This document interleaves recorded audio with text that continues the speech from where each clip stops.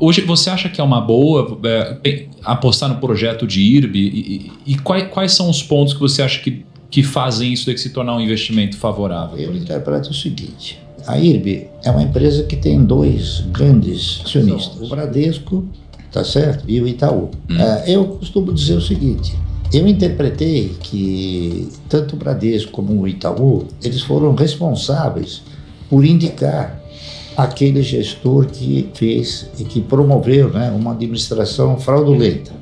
Está correto? Hoje é voz corrente disso. E o próprio administrador está sendo processado nos Estados Unidos em virtude de ter relatado e oferecido informações não válidas, tá certo? Informações.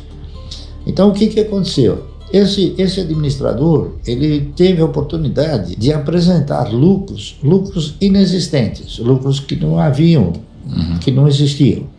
Então, o que aconteceu? Esses lucros inexistentes tiveram um benfeitor ou dois benfeitores maiores. Eles foram através de dividendos, é isso? Lucros inexistentes, dividendos indevidos. Foram destinados a quem? Foram destinados ao Bradesco e ao Itaú. Então, a responsabilidade de fazer ressurgir essa empresa está na mão deles, tá? Não está na mão dos acionistas. Então, o que aconteceu? E isso gerou o quê? Gerou uma preocupação muito grande, acredito eu, para esses próprios acionistas, e eles acabaram buscando o quê? Buscando fazer com que a empresa tivesse uma auditoria profunda, não é isso? E que pudesse reapresentar os balanços dentro daqueles critérios normais. Isso foi feito. Teve um economista que fez uma auditoria geral, profunda, não é isso?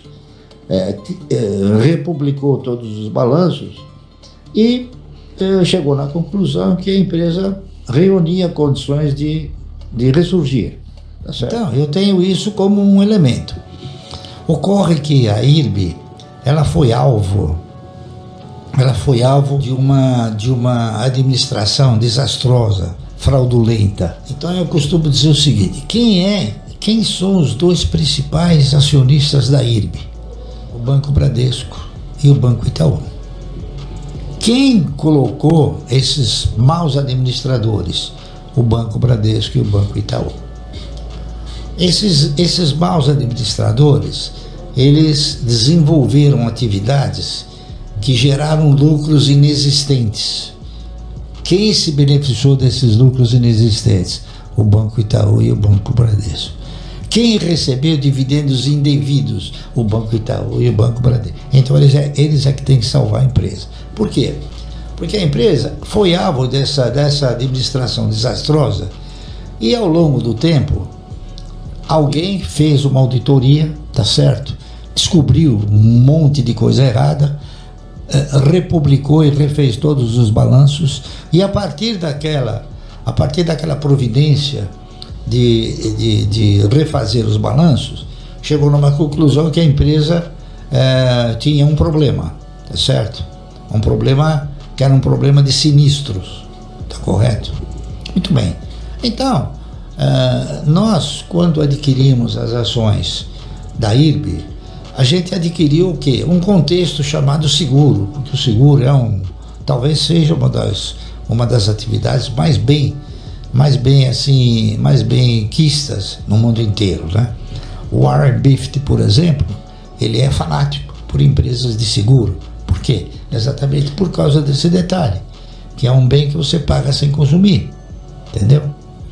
E a gente foi comprando na esperança e na expectativa que toda essa adversidade que ocorreu no balanço da IRB pudesse ser traduzida em novos fatores.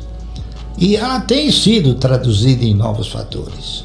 Só que a IRB tinha mais de 220 milhões de ações alugadas. Então, o preço dela é um preço irreal. Se o cidadão que tem esses 200 e poucos milhões de ações alugadas tiver que devolver, vai a 20 pau o papel, vai a 10 reais. Então, o preço ele é irreal por causa de um mecanismo irreal. Então, ela poderá valer a pena muito antes do que você possa imaginar. Se alguém chegar e falar não pode mais alugar papel, ela sobe que nem o rojão. Só que, lamentavelmente, todos os analistas que fizeram análise sobre a IRB, eles o fizeram considerando o curto prazo. E, na realidade, ela tinha que ser alvo de uma análise de mais longo prazo. Entendeu? Então, o curto prazo realmente foi revelando situações assim pouco desejáveis, né? Mas com perspectivas boas, tá entendendo? E agora nós estamos nesse impasse, né? Segundo o que a gente teve a oportunidade de aferir, a IRB foi colocada nos trilhos e está no caminho certo. Porém, ela está a 10 por hora. Ela precisa de máquina, precisa de lenha para. Então, provavelmente, ela vai precisar de uma injeção de capital um pouco mais acelerada para poder, então, desenvolver. Entendeu? Então, não é um caso perdido. Pelo contrário, né? Entendeu?